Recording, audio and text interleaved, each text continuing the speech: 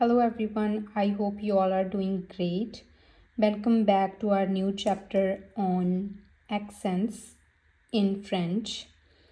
सो आपने पहले भी वीडियोस में या फिर कहीं और भी आपने देखा होगा कि जो फ्रेंच के वर्ड्स पे जो ये लगा होता है ऐसे, ये सारी एक्सेंट्स हैं। तो हम आज इनको समझते हैं कि ये कहाँ पे और कब यूज़ होती हैं और इनका मीन्स क्या है।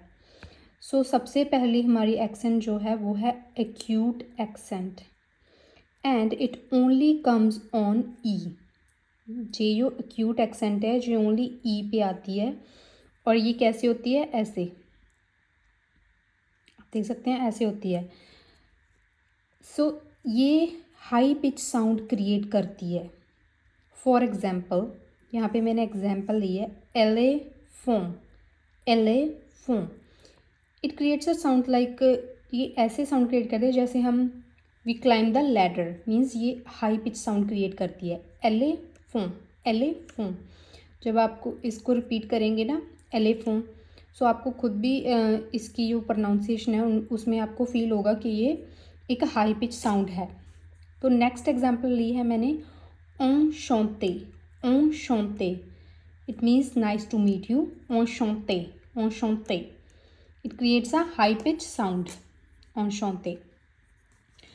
नाउ आप इनको नोट कर लें कि ये ओनली ई के ऊपर यूज़ होती है और ये एक्यूट एक्सेंट है, ये ओनली ई पे ही यूज़ होती है और ये हाई पिच साउंड क्रिएट करती है।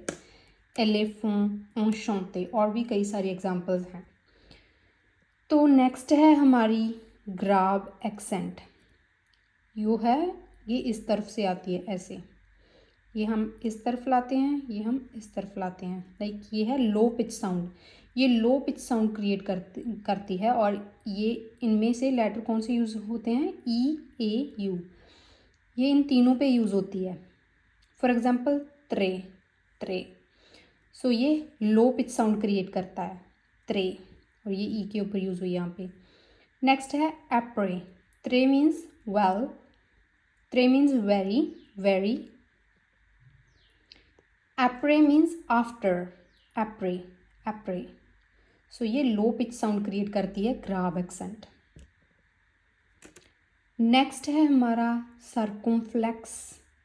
सर्कुमफ्लेक्स है, ये आपने देखी होगी, ये एक वी की तरह है, लाइक उल्टी बी की तरह है, कैप की तरह है ये वर्ड्स के ऊपर। ये कोई साउंड लाइक चेंज नहीं करती है वर्ड्स की, मगर ये हमें रिवाइज करना होगा कि ये कब और कहाँ यूज़ होती है।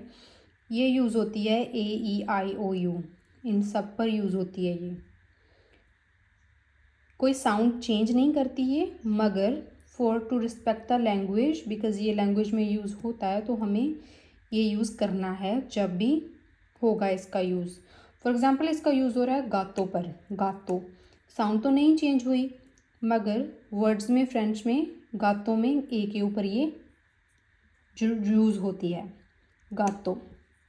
नेक्स्ट है हमारा सिल वू प्ले। I forgot S here. गातो का मीन्स है केक, सिल वू प्ले मीन्स, मैंने आपको पहले भी बताया था, प्लीज़, फॉर्मल वे में प्लीज़। यहाँ पे ये आई के ऊपर यूज़ हुई है और ये होगी हर बार, ये हमें रिवाइज करना होगा। सिल वू प्ले, गातो, साउंड में कोई चेंज नहीं, मगर हमें ये यूज़ करनी है A, E, I, O, U पर। नेक्स्ट एक्सेंट है हमारी त्रेमा। It also doesn't cause any change in sound, इसमें कोई चेंज नहीं होगा साउंड में, लेकिन ये भी यूज़ होगी टू रिस्पेक्ट द लैंग्वेज। ये यूज़ होती है ई, आई, यू, वाई पर। फॉर एग्जांपल, यहाँ पे नोएल का मीन्स है क्रिसमस, ये ओ के ऊपर दो बिंदी जो हैं ये त्रेमा है। यहाँ पे ये नोएल के भी यूज़ हुई है, ओ के ऊपर ये दो बिंदु है ना, ये त्रेमा है, त्रेमा। ये भी कोई साउंड में चेंज नहीं लाता, मगर as I told you, to respect the sound language we have to use it. And one more very important thing, that accent comes on vowels only. ये मैंने जो accents करवाई हैं आपको, ये किसी और वर्ड के ऊपर नहीं आएंगी, vowels के ऊपर ही आएंगी। ये जो vowels हैं ए, E, I, O, you, Y, इनके ऊपर ही ये यूज़ करनी है हमने। तो एक और है हमारा सेदी। सेदी क्या है, आपने पहले भी देखा होगा, ये सी के जो पैर में है ना, ऐसा ऐसा लगा हुआ है, ऐसा मैं आपको यहाँ पे लिख के बताती हूँ, ऐसे सा। ये क्यों है, ये क्रिएट करती है सा साउंड, क्योंकि फ्रेंच में सा साउंड नहीं होती, तो हमने सा साउंड को क्रिएट करने के लिए हमें ये डालनी पड़ती है पैर में। जब भी सा साउंड आएगी तो सी के पैर में यहाँ पे ऐसे डलेगी ये, लाइक कॉम सा, यहाँ पे सा पे डली है। क्योंकि अगर ये ना होती तो ये का बन जाता, मैंने आपको पहले सी वाली साउंड्स करवाई हैं, तो ये का बनता नहीं। तो हमें ये यूज़ करनी है सेदी टू क्रिएट सा साउंड, SA सा साउंड। तो ये थी हमारी आज वाली एक्सेंट्स, जो कि बहुत इम्पॉर्टेंट हैं फ्रेंच लैंग्वेज में। तो आप इनको एक नोटबुक पे एक नोट कर लें और इसको समझ लें कि ये कौन कौन सी साउंड हैं, किस किस वर्ड्स के ऊपर आती हैं, आप इनको रिवाइज़ कर लें और क्या क्या इनके यूज़ हैं। जैसे यहाँ पे सब कुछ लिखा हुआ है, आप इसको एज इट इज़ स्क्रीनशॉट भी ले लें और इधर आप एक नोटबुक पर लिख लें, क्योंकि जब हम लिखते हैं तो हमारे वो दिमाग में अच्छे से फिट होता है। तो I hope you all understood this chapter very well.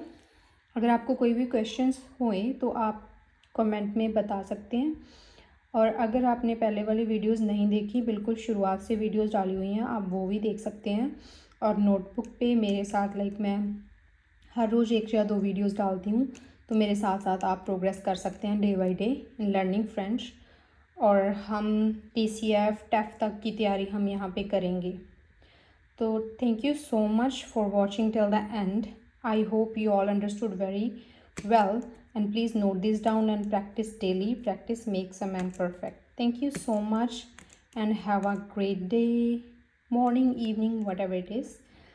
Thank you. Bye for now.